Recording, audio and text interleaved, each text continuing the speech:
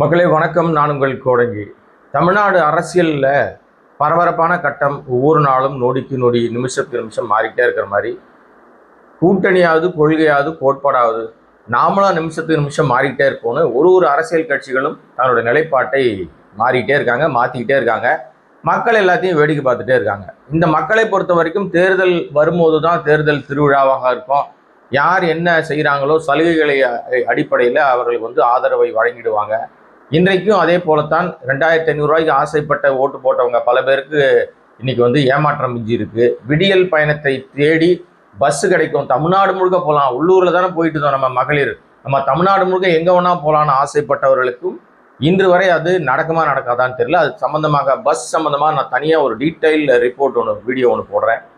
அப்புறம் கட்சிகள் ஒரு கட்சியில் நின்றவங்க, இப்போ திமுக கூட்டணியில் தீய சக்தின்னு விஜயால் வர்ணிக்கப்பட்ட திமுக கூட்டணியில் நின்றவர்கள் இன்றைக்கு தாவேக்காக ஆதரவு கொடுத்துருக்காங்க. அவர்களுடைய ஆதரவின் அடிப்படையில் தான் தாவேக்கா ஆட்சியே நகர்ந்துகிட்டு இருக்கு.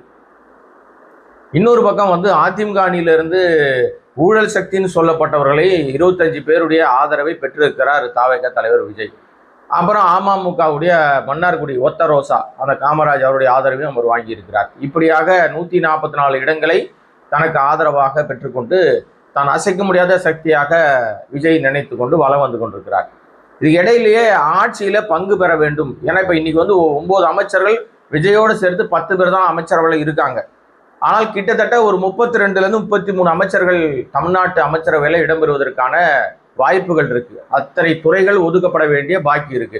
முக்கியமான துறைகள்லாம் இப்ப இன்னும் ஒதுக்கப்படாமலே இருக்கு. மது விலக்கு யார்கிட்ட இருக்குன்னு தெரியல, போக்குவரத்து துறை யார்கிட்ட இருக்குன்னே தெரியல, இன்னும் பல துறைகள் ஒதுக்கப்படாமல் அப்படியே இருக்கிறது. அதெல்லாம் கூட்டணி கட்சிகள் வரும் இல்லை யாருக்கு. ஏன்னா தாவேக்காவை பொறுத்த வரைக்கும் தாவேக்கால சீனியர் மோஸ்ட் ஆட்கள்னு இருந்த எல்லாருக்குமே அந்த கட்சியை பொறுத்த வரைக்கும் அமைச்சரை கொடுத்துட்டாங்க. ஏற்கனவே அமைச்சராக இருந்த செங்கோட்டையன் மட்டும்தான் அங்கே அமைச்சர் அந்தஸ்தில் இருக்கக்கூடிய தகுதி வாய்ந்தவராக இருக்கிறார் அவரை பொறுத்த வரைக்கும். ஆனால் அவரும் ஊழல் கரை படிந்தவர் தான், அவரும் யோகி சிகாமணிலாம் கிடையாது.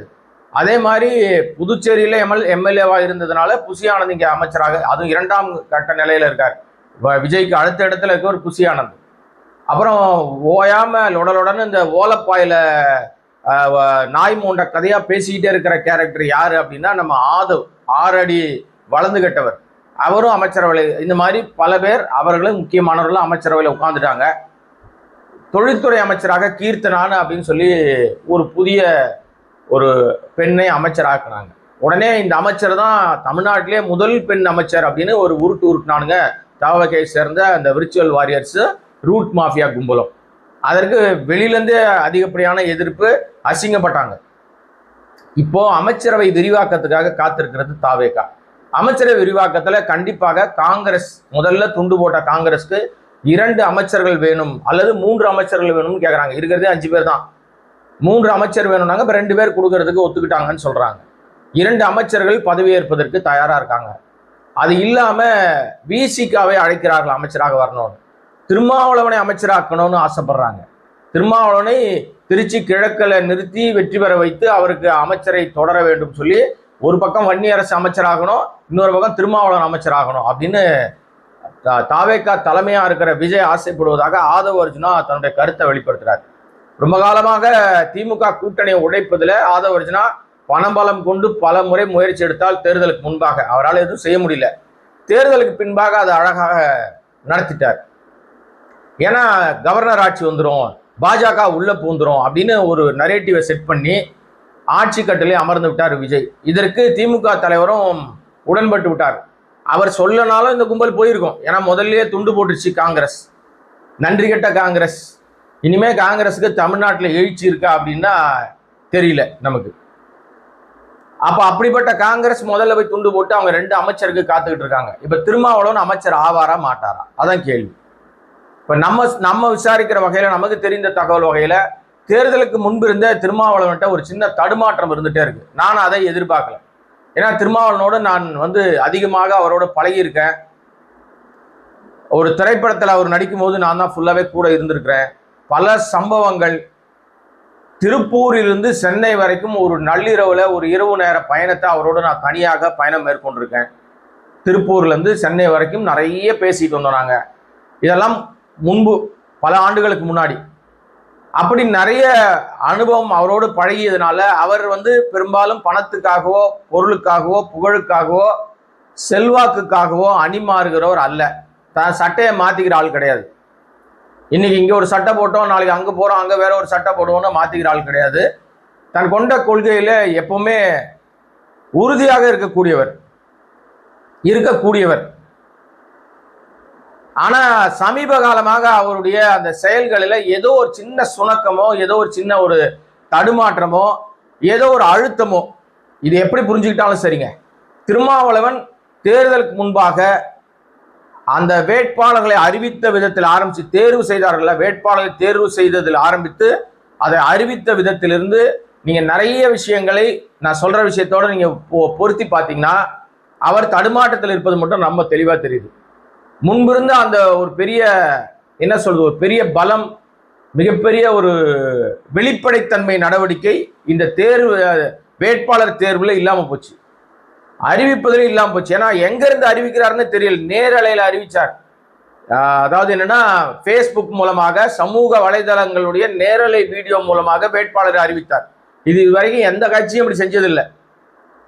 முதல் முறையாக அந்த தடுமாற்றத்தில் இருந்தார். அப்ப அவருக்கு ஏதோ ஒரு அழுத்தம் இருந்தது. ஏற்கனவே திமுகவோடு நல்ல நட்புறவுல இருந்த முந்தைய எம்எல்ஏக்கள் சிலருக்கு கொடுக்கல இந்த முறை சீட்டு. அவங்க மேல எந்த குற்றச்சாட்டும் இல்லை. ஊழல் பண்ணிட்டாங்க, இல்லை ஏமாத்திட்டாங்க, காசு அடிச்சிட்டாங்க, கோடி கோடியாக கொள்ளை சேர்த்துட்டாங்க, வருமானத்துக்கு அதிகமாக சொத்து சேர்த்துட்டாங்க, இப்படிலாம் எந்த குற்றச்சாட்டு விடுதலை சிறுத்தைகள் மீது இதுவரைக்கும் வந்ததில்லை. அந்த எம்எல்ஏக்கள் மீதும் கிடையாது. பனையூர் பாபு அவர் என்ன பண்ணாருன்னு தெரியல, அவருக்கு வாய்ப்பு இல்லை. அதே மாதிரி பாலாஜி, எஸ் பாலாஜி திருப்பூரூர், அவருக்கும் வாய்ப்பு இல்லை. நாகப்பட்டினம் ஆளூர் ஷானவாஸ், அவருக்கும் வாய்ப்பு இல்லை. இவர்கள் எல்லாரும் அவங்க தொகுதியில அவங்க கரெக்டா தான் வேலை பார்த்துருக்காங்க. எம்எல்ஏக்களாக பணியாற்ற 5 ஆண்டு காலம் அவங்க திருப்தியாக வேலை பார்த்துருக்காங்க. நிறைய திட்டங்களே அந்த பகுதி மக்களுக்கு கொடுத்துருக்காங்க. ஆனா அவர்களுக்கு வாய்ப்பு மறுக்கப்பட்டுச்சு. அங்கேயும் பெரிய தடுமாற்றம். அதன் பிறகு பின்னாடி ஒரு தான் நிற்பதாக சொன்னார். காட்டுமன்னார் கோயில்ல திருமாவளவனாகிய நானே நிக்க போறேன் அப்படின்னு அறிவிச்சார். எல்லாரும் மகிழ்ச்சி அடைஞ்சாங்க. மாநில அரசுக்கு திரும்புகிறார் திருமாவளவன், அப்ப அவருக்கு இது ஒரு நோக்கம் இருக்கிறது, ஒரு திட்டத்தோடு தான் மாநில அரசுக்கு திரும்புகிறார் அப்படின்னு பேசினாங்க. அவர் சொல்லி அறிவிச்ச அடுத்த நாளே பாத்தீங்கன்னா ஜோதிமணின்னு ஒருத்தருக்கு கொடுத்துட்டாரு. இதுல கொடூரம் என்னன்னா, அந்த ஜோதிமணி விடுதலை சிறுத்தைகள் கட்சியே கிடையாது. அவர் காங்கிரஸ் கட்சியில் இருந்தார். காங்கிரஸ் கட்சியில் இருந்தவர் இளைய பெருமாளுடைய முன்னாள் பட்டியலின தலைவராக இருந்த இளைய பெருமாளுடைய உறவினர். அந்த வழியில வரார். அப்ப அவருக்கு சீட்டு கொடுக்குறாங்க. அவர் எந்த கட்சியில் இருக்காருன்னே தெரியாம அவருக்கு அறிவிக்கிறார். அவர் மறுபடியும் விடுதலை சிறுத்தைகள் சார்பாக நின்னாரு. காட்டுமன்னார் கோயில ஜெயிச்சிட்டார். ஒரு பக்கம் வன்னி அரசு வெற்றி பெற்றிருக்கிறார் திண்டிவனத்துல. இப்போ அமைச்சரவை பட்டியல்ல விசிகா இடம்பெற வேண்டும் என்று விஜய் ரொம்ப காலமா சொல்லிட்டு இருக்காரு. விக்கிரவாண்டியில ஆட்சியில் பங்கு, அதிகாரத்தில் பங்கு, எங்களோடு இருக்கிற எல்லாருக்கும் பங்கு தருவோம் நாங்க இல்லையா, அந்த பங்கை இப்ப பிரிக்கிறாங்க. பிரிக்கும் போது கண்டிப்பாக வன்னி அரசு எம்எல்ஏவாக இருக்கிறவருக்கு அமைச்சர் கிடைக்கும்னு சொன்னாங்க. இப்ப அதுல கூடுதலாக திருமாவளவனையும் அமைச்சரவை சேர்க்கணும்னு பிரஷர் போகுது. இப்போ நாங்கள் திமுக அணியில் தான் இருக்கிறோம், கொள்கை எங்களுக்கு திமுக அணியில தான் இருக்குது, நாங்க தார்மீக அடிப்படையில கவர்னர் ஆட்சி உள்ள வந்துடக்கூடாது, பாஜகவுடைய பின்புற வாசல் ஆட்சி இருக்கக்கூடாது, அதன் மூலமாக தமிழ்நாட்டை அவர்கள் ரூல் பண்ணிடக்கூடாதுன்றதுனால தார்மீக அடிப்படையில விஜய்க்கு வெளியிலிருந்து ஆதரவு கொடுக்குறோம்னு சொன்னாரு நம்ம திருமாவளவன்.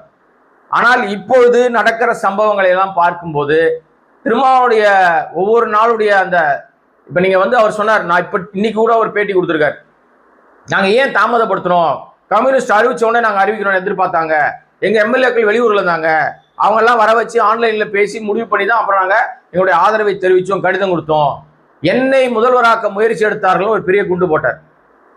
ஆக்சுவலாங்க அந்த பேச்சு நடந்து எல்லா இடங்களையும் ஒரு பெரிய லெவலில் தெரிஞ்சிருந்தா அப்புறம் உண்மையா இல்லையான்னு அவர்கிட்ட கேட்டா பதில் சொல்லலாம். திருமாவளவன் முதலமைச்சர் ஆக்குறோம்னு எங்கேயுமே செய்தி வரல. அதை செய்தி ஆக்கியது நம்ம மரியாதைக்குரிய தோழர் திருமாவளவன் தான். அவர் தான் அப்படி யாரோ பேசினார்கள் அப்படின்னாரு. அதிமுக திமுக நேரடியாக என்கிட்ட பேசலன்ட்டாரு. யாரோ பேசுறாங்க நண்பர்கள், செய்தியாளர்கள், எனக்கு தெரிஞ்ச நெருங்கிய நண்பர்கள் பேசினாங்கன்றாங்க. அதை சொல்வதன் மூலமாக திமுகவை அசிங்கப்படுத்தினார், அதிமுகவை கேவலப்படுத்தினாரு. அந்த திராவிட சித்தாந்த கொள்கையை ஒட்டுமொத்தமாக தூக்கி உடப்புல போட்டார். இப்ப அது ஒரு பேசு பொருளாக மாறிச்சு. திருமாவளவனுடைய முதல்வர் பதவியை திமுகவும் அதிமுகவும் சேர்ந்து அழித்து விட்டன, தடுத்து விட்டன. ஒரு பட்டியலின தலைவர் முதல்வராவதை திமுக விரும்பல, அதிமுக விரும்பல, இபிஎஸ் விரும்பல. ஏன்னா சிவி சண்முகம் சொல்றாரு நேரடியாக, நாங்க திருமாவளவன் முதல்வராகணும்னு இபிஎஸ் சொன்னோம், நாங்க ஒத்துக்கிட்டோம், திமுக ஒத்துக்குச்சு, இபிஎஸ் மட்டும் ஒத்துக்கலன்ட்டாரு. இபிஎஸ்க்கு பட்டியலின தலைவர் முதல்வராவது விருப்பம் இல்லைன்னு இபிஎஸ்ஐ பட்டியலினத்துக்கு ஒரு எதிரான நபராக சிவி சண்முகம் அடையாளம் காட்டியிருக்கார். நடந்ததா இல்லையா நமக்கு தெரியாது. இவருக்கு அவரை பிடிக்கல, அவர் போட்டு விடுறார். என்ன நடக்குதுன்னு தெரியல. ஆனால் இதற்கு வலு சேர்க்கிற விதமாக திருமாவளவன் ஆமாங்க என்ன முதல்வர் ஆகிறீங்களான்னு கேட்டாங்க, நான் மறுத்து விட்டேன் அப்படின்னு ஒரு விஷயத்த சொல்றார். இப்போது ஏன் இது கிளம்புகிறது என்றால், தாவேகாவுடைய அன்றாட செயல்பாடுகள் எல்லாம் மக்கள் மன்றத்தில் அசிங்கப்பட்டு அவமானப்பட்டு செயல்பாடுகள் எல்லாம் கேலி கூத்தாக சிறுபிள்ளைத்தனமாக இருப்பது, ரீல்ஸ் மாடலாக நடந்து கொண்டிருக்கிறது, சோஃபா மாடலாக நடந்து கொண்டிருக்கிற ஆட்சி குறித்து அவலங்கள் ஒவ்வொரு நாளும் அதிகரித்து கொண்டே இருக்கும்போது அதை மடைமாற்றும் விதமாக இந்த மாதிரி நிகழ்வுகள்லாம் நடக்குதோன்னு ஒரு சந்தேகம் வருது. அப்ப திருமாவளவன் அமைச்சர் ஆவாரா? அடுத்த கேள்வி. அவர் சொல்றாரு இன்னைக்கு அமைச்சர் ஆவாரா இல்லையான்னு பதில் சொல்லல. அமைச்சரவையில பங்கு தருகிறோம் என்ற பேச்சு ஓடிக்கொண்டிருக்கிறது. இப்ப திருச்சி கிழக்கு தமிழ்நாட்டில் காலியாகிற ஒரு தொகுதி.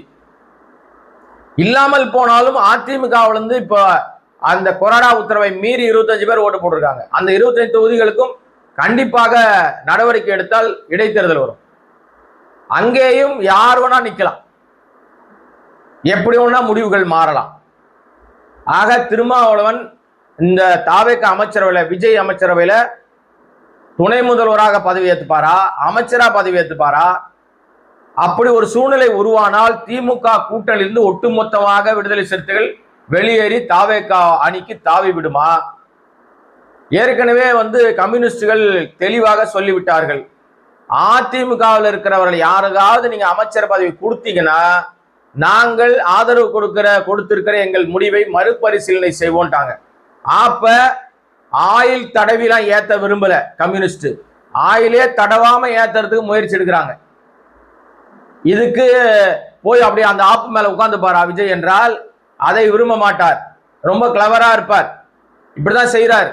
தான் ஆபீஸ்குள்ளேயே உட்கார்ந்துருக்கு, ஒரு ரிவ்யூ மீட்டிங்னு ஒரு விஷயத்த பண்ணிட்டு இருக்கும் போது ஒரு ஆள் வீடியோ எடுக்கிறார், அனுமதியோடு எடுக்கிறார், முதலமைச்சர் அனுமதியோடு எடுக்கிறார்னா அதை அனுமதிக்கிறார் முதலமைச்சர்னா இந்த ஆட்சி ரீல்ஸ் ஆட்சி தான். முதலமைச்சர் அறையில ஒரு புரோட்டோகால், ஒரு மரபு இருக்கிறது. தேவையில்லாமல் செல்ஃபி கூட எடுக்கக்கூடாது, புகைப்படங்கள் செல்போன்ல இருக்க அனுமதிக்கப்படாது. அதுக்குன்னு அரசாங்கத்தால் நியமிக்கப்பட்ட போட்டோகிராஃபர் இருப்பாங்க, அவங்க தான் போட்டோ எடுப்பாங்க. அந்த புகைப்படங்கள் திரும்ப வழங்கப்படும். இது காலங்காலமா இருக்கிற நடைமுறை. நாங்க எல்லாத்தையும் மாத்துவோம், மரபை உடைப்போன்னு செல்ஃபி வீடியோ போடுவதற்கு அனுமதித்திருக்கிறார் நம்ம முதலமைச்சராக இருக்கிற விஜய் அவர்கள்.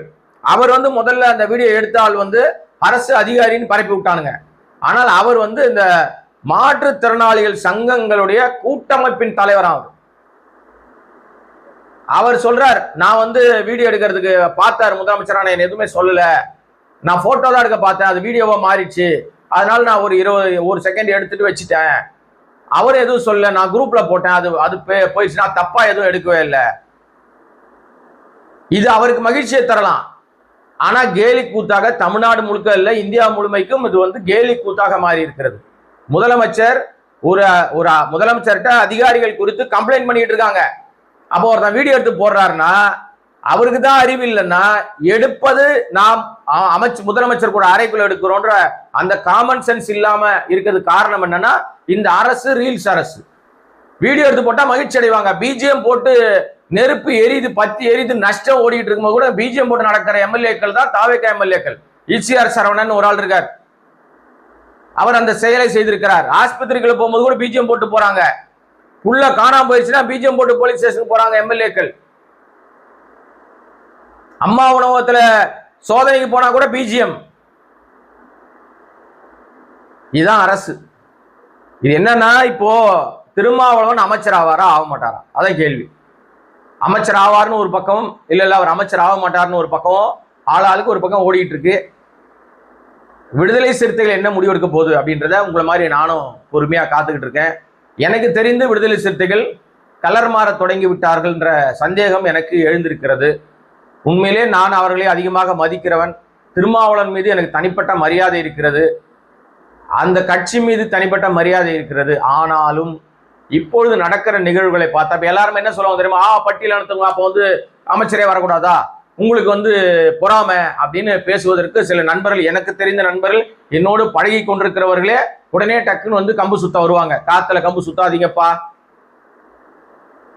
நமக்கான நேரம், நமக்கான இடம், நமக்கான சரியான தலைமை அப்படின்னு புரிந்து கொண்டு அதன் அடிப்படையில பதவிகளை பெற்றுக்கொண்டால் அந்த பதவி நிலைக்கும், மரியாதை நிற்கும். இதுக்கு மேல நான் ஒன்றும் சொல்ல விரும்பல. இந்த வீடியோ சப்ஸ்கிரைப் பண்ணாம பார்த்துட்டு இருக்க அன்பு நண்பர்களே, நீங்க சப்ஸ்கிரைப் பண்ணீங்கன்னா பல விஷயங்களை பேசலாம். கோடங்கி வாய்ஸ் சேனலுக்கு ஆதரவு கொடுங்க. நன்றி, வணக்கம்.